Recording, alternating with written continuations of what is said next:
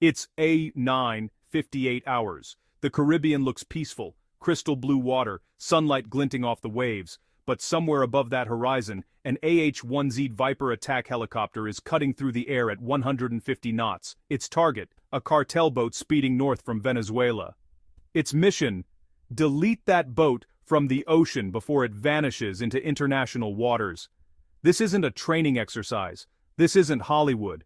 It's a real engagement, one that lasted only 8.3 seconds, yet it sent a message across the entire Caribbean. You can run drugs, but you can't outrun democracy armed with Hellfires. The helicopter's pilot, call sign Viper 21, launched from the USS Wasp-class amphibious ship just 15 minutes earlier. The intel came from a P-8 Poseidon, a $400 million eye in the sky that tracks cartel smugglers like wolves on radar. The Poseidon spotted a fast boat with 2 Mercury engines, 45 knots heading north, what smugglers call the Caribbean Express. Now, it's about to become an artificial reef. Tonight we're going deep. We'll uncover the unseen mechanics behind this strike, the targeting systems, the real-time data links, and the split-second decision-making that defines 21st-century warfare. And beyond that, we'll explore how this single engagement reveals a hidden, ongoing shadow war between the United States and South American cartels. A war fought not in headlines but in radar signatures, encrypted coordinates, and infrared glows. So buckle in, because this isn't just a military operation. It's a glimpse into the future of conflict, where data replaces dialogue, and silence follows the explosion. At 09:58 hours, deep in the southern Caribbean, Operation Sea Lance had just gone hot. For months, U.S. intelligence had tracked a growing network of Venezuelan drug cartels using speedboats to push narcotics north. Through Grenada, Puerto Rico, and eventually Florida. Each boat carried millions in contraband, often escorted by armed crews who knew the sea better than most Navy officers. But what made this particular morning different was a new rule of engagement. The U.S. Navy, working alongside the DEA and Southcom, had quietly authorized lethal interdiction against armed non-state maritime threats.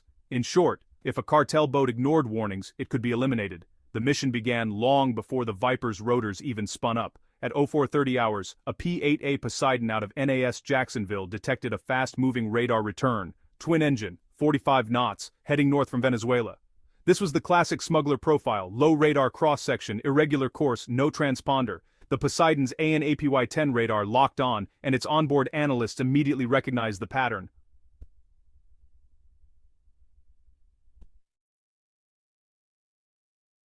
Go fast runner on the Caribbean Express.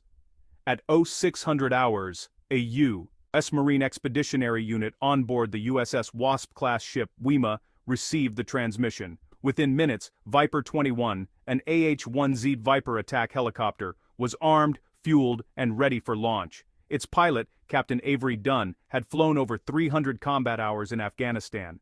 Now, he was about to bring that same precision to the open ocean. By 09:45, the Poseidon dropped a string of sonobuoys, small floating sensors that could hear engine signatures below the surface.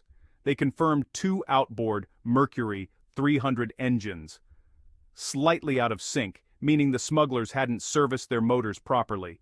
That tiny imperfection would make them visible across multiple radar sweeps. A fatal flaw.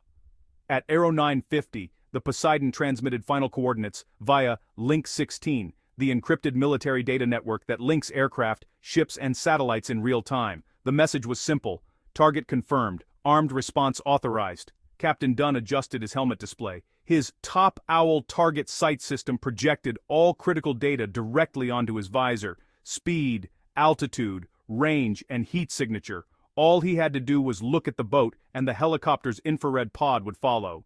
Technology and instinct merged into one lethal equation. At 09:58, the Caribbean sky exploded with rotor thunder. The Viper screamed south, a steel predator armed with 8 AGM-114R Hellfire missiles, each worth $150,000. In exactly 12 minutes, that boat would cease to exist. But what happened next wasn't just about a missile strike. It was about how data-driven warfare is rewriting the rules of engagement, one coordinate at a time. At 1007 hours, the Viper closed to within 8 nautical miles of the target. The Caribbean shimmered like molten glass, calm, quiet, deceptive. Then, through the haze, the cartel boat appeared, a 38-foot Eduardoño go-fast craft. Twin Mercury 300s roaring, painted matte gray to scatter radar. On board, 4 men, 2 assault rifles, and a cargo tarp concealing nearly 1.5 tons of cocaine. The Viper dropped altitude to 150 feet above sea level, skimming the horizon like a hummingbird. Captain Dunn's gunner, Staff Sergeant Riley, armed the left side Hellfire launcher. The helicopter's target sight system, TSS, zoomed in with 2,000mm precision. Even from miles away, he could see the glint of sunlight off a rifle barrel. Target confirmed. Engaging armed contact. Dunn radioed. Copy. Viper 2-1. Weapons free, came the response from USS Wima's Combat Information Center. The first Hellfire missile left its rail with a shriek. A white-hot streak of exhaust carved through the humid air. 7 seconds later, detonation. The explosion didn't just destroy the hull, it vaporized it. Composite panels, engines and narcotics scattered into the sea like confetti. The shockwave rippled across the waves, echoing like thunder. But then, something unexpected. The radar feed showed 2 more fast boats accelerating out of the shadows. Backup units, heavily armed and moving at 55 knots, possibly belonging to the Tren del Caribe, a hybrid cartel mercenary faction rumored to have ex-Venezuelan Navy members. The Viper banked sharply left, missile pods locked again. But at that moment, Riley noticed something strange.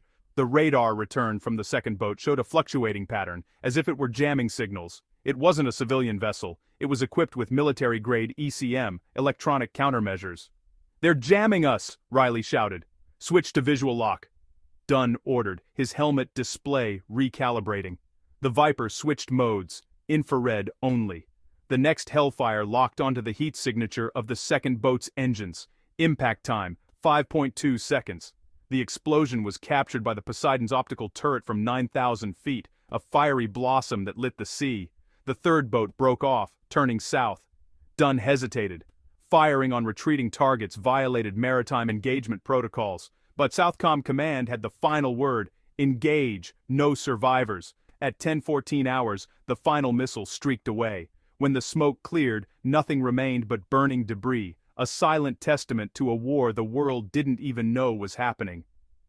What no one realized yet, however, was that one of the boats had been transmitting before impact, a live feed back to Maracaibo, the stronghold of the cartel's leadership.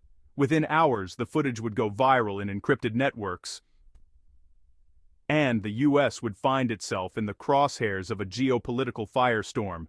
By 11:30 hours, the battle was over. 3 boats destroyed, 14 men dead.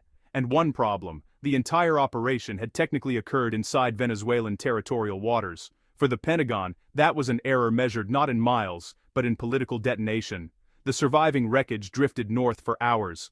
Among it, a charred satellite phone recovered later by a U.S. Coast Guard cutter. Inside its encrypted memory lay fragments of a live video transmission sent moments before the missile impact. The feed had been routed through a proxy server in Maracaibo, then mirrored through multiple cartel-owned networks. Within 12 hours, those images began appearing on the darknet, tagged with one phrase: American aggression in sovereign waters. At 1700 hours, Venezuelan state media broke the story. The broadcast showed grainy clips of the explosion, edited with dramatic music and overlaid with text accusing the U.S. of colonial piracy. The government claimed the attack had killed civilian fishermen, demanding an emergency UN Security Council meeting, but inside the Pentagon, officials were more concerned about something else: how the cartel had obtained military-grade jamming technology. Satellite analysis later revealed the equipment's origin: a shipment from Iran, disguised as maritime navigation tools. The revelation stunned Washington. This wasn't just a drug war anymore, it was a proxy battlefield, where state actors tested weapons through criminal networks. Southcom quietly ordered Operation Silence Reef, an immediate intelligence lockdown. All mission data was reclassified under top secret, your eyes only. Every surviving transmission was purged from NATO networks. Even Captain Dunn's flight telemetry was rewritten to show training operation in neutral waters. Meanwhile, deep inside Caracas, a man known only as El Navigante, the logistics chief for the Tren del Caribe, was shown the viral footage. He smiled. "Let them think they won," he said. "Will sopernam." en so bakenkern sosanam taubachins, and in the second sopranam. Within 2 weeks, 2 American contractors were kidnapped near Trinidad's southern coast. A warning message followed, a single photo of a burned U.S. flag sent to multiple U.S. embassies. Publicly, Washington denied all involvement in the Caribbean incident. Privately, new satellite task forces were deployed. Unmanned reapers began patrolling the region, 24/7 eyes in the sky. A digital Cold War had begun. One fought not through diplomats but through data packets, encrypted channels, and precision drones. And so, the U.S. helicopter strike that began as a routine interdiction had triggered something far greater. A new phase in a shadow conflict stretching from the jungles of Venezuela to the corridors of Langley. A war where truth itself became classified. They called it just another interdiction. But behind every routine mission, there's a story buried under layers of secrecy, one that never makes the press briefings or official statements, because wars today aren't fought on front lines anymore. They're fought in gray zones, between borders, between governments, between truth and denial. A single missile, fired over the Caribbean, can trigger a chain reaction that ripples through intelligence agencies, embassies, and dark web cartels. The men in those helicopters, they don't start wars. They just carry out coordinates, trusting that someone, somewhere, knows what they're doing. But when data turns into death, and politics turns into silence, who really owns the battlefield? In the end, the wreckage was cleared, the footage buried, and the official story rewritten. But the question remains, how many wars are happening right now that were never told about? This is beyond military, the war you're not supposed to see.